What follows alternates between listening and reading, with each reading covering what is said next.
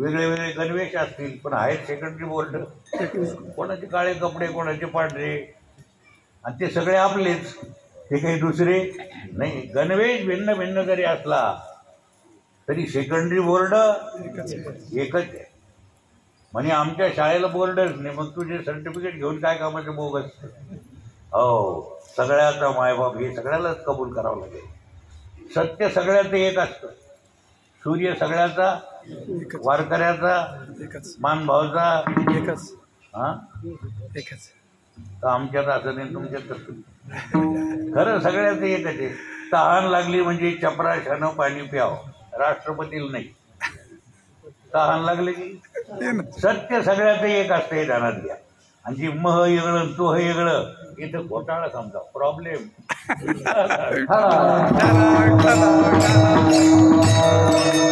हे नाटकातला खेळ आहे, नाही तर कशाचे बा म्हणून कुंभारण हलकी जातं भारी जात हे काही नाही. सगळे ईश्वरानं निर्माण केले. एकाच आव्यातले सगळे गाडगी मडके, फक्त व्यवहारा करता नाव दिलं. एकाच मातीचे सगळे. वर ते कुंभाराकडे माती मागायला गेल्यावर जमल का, पण व्यवहारा करता सुरई द्या. डेऱ्यात काय आत बाहेर मधात डेरा आहे नाही का, ते भास आहे. व्यवहारा करता नाव जर नाही दिलं तर तिथं नाव आहे का पहिलं, गाडगे मडके व्हायच्या आधी नाव आहे. तसं हे गोळा आला तर नाव होतं त्याला, यो गोळा याला नाव होतं का. नंतर माय बहिणी जमल्या, आपल्या आरटी पासिंग झाली, आपल्याला त्याला दिलं नाव भगवान. पुढं झाले ते पुन्हा ते पुन्हा दुसऱ्याच मार्गाला गेले, हळूच भलतीकडे लागले पळायला. याला नाव व्यवहार करतात. याला नाव नसलं तर कसं. माय बहिणीला नाव, ओ इकडे या, ओ कोण या, सखूबाई या, लक्ष्मी माय या. व्यवहारा करता काय हे 2 दिवसाच्या, नाही तर आपल्याला नावही नाही तर गावही नाही. आपलं खरं संबंध देवाशीच आहे. निर्गुण निराकार परमात्म्याशी आपला संबंध आहे. आणि तो संबंध आल्यामुळं भोपळीच्या सुखा अंत पार आणि आनंद असायचा, समाधान. जे देव देईल त्याच्यात समाधान. गायी खूप असायच्या, खत खूप पडायचं. हे भलतं सलतं इकडचं खत नव्हतं. म्हणून तर आता खाण्यात सुद्धा भेसळ आहे, मालात सुद्धा भेसळ आहे. इतकंच काय, वैचारिक सुद्धा भेसळ आहे. वैचारिक प्रदूषणाकडे लक्षच नाही आपलं. वैचारिक प्रदूषण एवढं झालं की आई कळणं, माय कळणं, बहीण भयंकर भयान झालंय. अरे तो बोकड्या शेळीपासून तयार होतो आणि तिला गरोदर ठेवतो, आई कळाली का त्याला. आणि मग हा बोकड्या खाणारा डोकड्या कसा असेल, किती भयान ही गोष्ट आहे. त्याला आई कळाली का त्या बोकड्याला,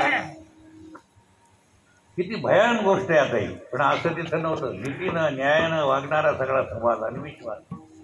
देवा संतावर, संत आपली आई आहे. सावता महाराज आपली कोण आहे, आई. तुकोबाराय आपली कोण आहे, आई. चोखोबा आपली कोण आहे, आई. शेख मोहम्मद आई. आई. शेख मोहम्मद म्हणल्यावर जरा दचकादचकी झाली का. अरे शेख मोहम्मद महान संत होऊन गेले. दोघं नवरा बायको संत. श्रीगोंद्याला त्यांची समाधी बांधत. दोघं वारीला जायचे, दोघंही वारीला जायचे. दोघांनाही बरोबरच देह ठेवला. आपल्या गडावर परवाला त्यांची पुण्यतिथी जायची. आपण प्रत्येक संतांची पुण्यतिथी करतो. आपलं जे ते नैवेद्य दाखवायचा, प्रवचन नाही भजन करायचं, स्मरण करायचं. तुका म्हणे पापे जाती संतांची, तर ते संत आपली आई आहे. मग आईवर विश्वास असत जावं का नसत जावं. पण जगात 2 प्रकार आहे. मग एक विश्वास ठेवणारा आणि एक न ठेवणारा. एक समजदार, समज असणारा आणि एक समज, एक शहाणा आणि एक आपला अज्ञानी.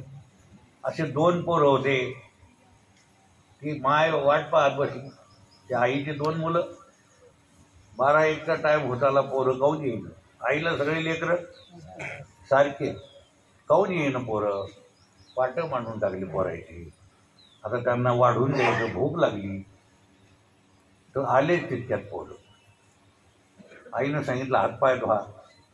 ते आम्हाला पहिल्यापासून सांगितलं बरं का, स्वच्छता, पवित्रता.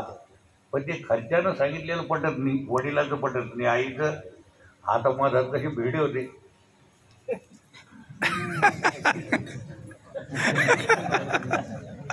हे आम्हाला पहिल्यापासूनच शिकवलंय. आमची आई म्हणते हातपाय धुई, गांडेरड्यावर राहू नको. मग हे आम्हाला आता शिकवलं का पहिले शिकवलं होतं? पण तिकडं ध्यान नाही ना आमचं. तिकडं आमचं काय नाही. सत्य गेले हो, दहावीत द्यायची चालेल तुझी. आमची आई आम्हाला सांगत होती ना, भांडणच पडला आई वडील, अरे हातपाय धुवा. हे शुद्धीवर असणारे हातपाय धुवा, चांगले हातपाय धुवा, मोळकरीचा उभा, असं गांडीरड्यावर राहत जाऊ नये. होळी भाबडी माय असली तर आपजावड्यावर राहत जाऊ नको रे. आजी असली दय आलबत्ती आहे, मस्त शब्द होते ते. विठ्ठला मला आमच्या गावातली एक माय आतापर्यंतच म्हणायची, भगवान महाराजांचं कीर्तन लाभ दिलं प्रेम आहे तिच्या बोलण्यात प्रेम. तर विषय आपला असा चालला की हे विश्वास महत्वाचा. 2 पोरं आले, हातपाय धुवायला आवडत, तिला धुईल आज्ञानी ते. त्या आईला पाहिल्यावर डोळे वाटायला लागले. कोणाकडं? असे काही लोक आहेत न समज, त्यांचा तो दोष नाही, बिमारी आहे.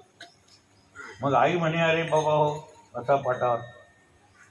पाटावर बसायच्या आधी एक पोरगं आलं, लहान लेकरू रांगत रांगत. त्याला काय लेकराला, लहान लेकराला कळत नाही कुठं वकाव कुठं डकाव. तसं काही काही लोकांना कळत नाही. ते एकदम येऊन शिव्या देतं आपल्याला, तर आपण त्याच्यावर राग करीत जाऊ.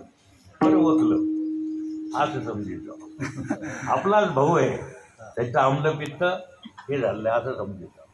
तरी थोडं आपल्याला, नाही तर क्रोध जर केला तर आपल्यावरच अटक होतो. म्हणजे ती कोणाची होती? मला आजपासून अन्न गोड लागणं, त्या बेट्याचं मग भांडण झालं. भांडण कशाला करायचं? ते उचलं अज्ञानी हे न कळाल्यामुळं बोललं ते. किंवा तो जर वडील माणूस असेल बोलला असेल तर आपलं चुकलं म्हणून असं आपण स्वीकारित जाऊ. आपल्याकडे आपण घेतच नाही कधी. आपण कोणावर ढकलितो त्याच्यामुळे बिघडलं. खरं म्हणजे कोणामुळेच बिघडलं नाही.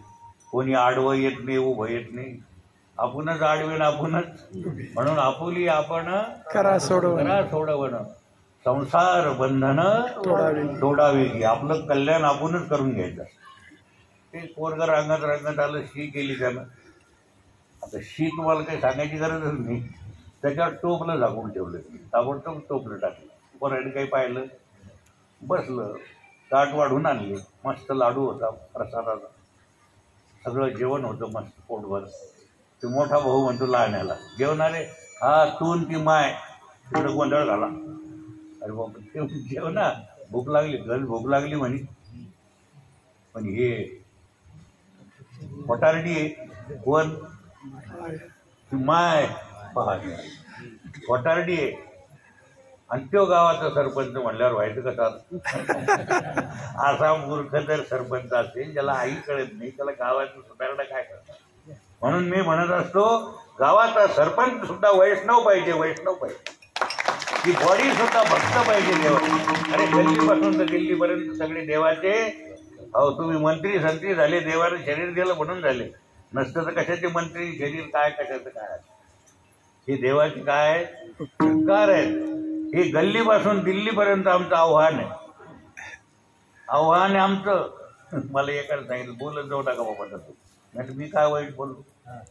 त्यांना राग आल्यावर कसं व्हायचं? मी तुला सांगितलं नाही का, 20 गाव 30 गाव भिकाऱ्याला. किती मोठा हुशार वाटते म्हणजे तो भारताचे.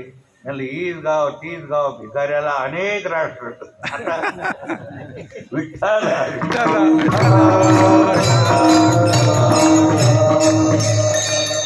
लहान काही जेवायला बसत. आई म्हणती, बाळा बैसणारे, भूक लागली असेल. आई येते. आईचं अजून जेवण झालं नाही.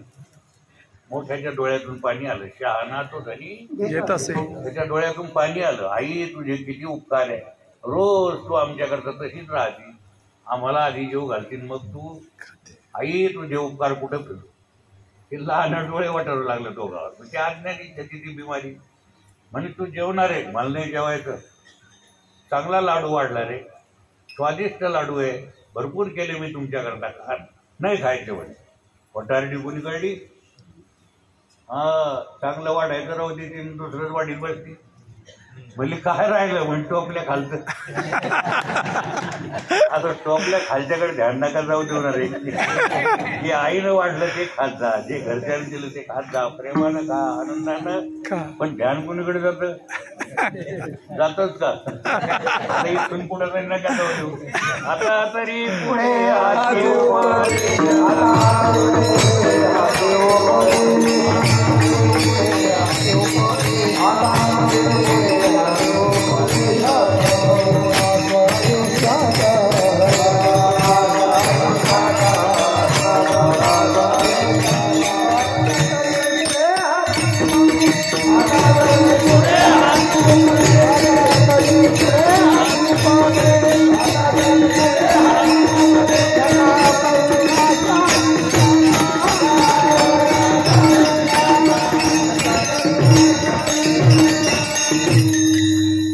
खाली लक्ष झालं म्हणजे देवा इतकं सुंदर काहीच, देवा इतका सुंदर लाडू कोणतात, देवा इतकं सुंदर काहीच नाही. आणि त्याच्याकडे लक्ष सोडून दुसरीकडे लक्ष देणं म्हणजे नरकाकडं, याला म्हणायचं टोपल्या खाली घेतलं. ती आई म्हणते अरे वेड्या तिकडं कशाला लक्ष जाऊ देतो, किती चांगला लाडू आहे. तुका म्हणे खातो घ्या रे, ते सांगतात घ्या रे बाबा, हो लाडू घ्या, चांगला लाडू आहे, खा. आणि असं मचमच नका खाऊ, चावून पचन. मला एकाने विचारलं तुमचं 1 वर्षात 6 किलो वजन कसं कमी झालं? म्हणलं 2-3 वर्ष उपवासच होते. आता कधी मध्ये एक भाकर किंवा 50 पाटी पोळी खातो, पण चावून चावून खातो, उष्ण पाणी पिते आणि फिरतो. बाकी कोणतं काही योग नाही. आज आमचा योगा योग. त्याचा परिणाम असा झाला सर की 1 वर्षात 6 किलो वजन त्याच्यामुळं. आता पण त्याला ते चेनले गेला होता, चेंगारले गेल्यामुळं त्याच्यामुळं बसता येत नाही. नाही तर तुमच्या बरोबर उड्या मारल्या असते.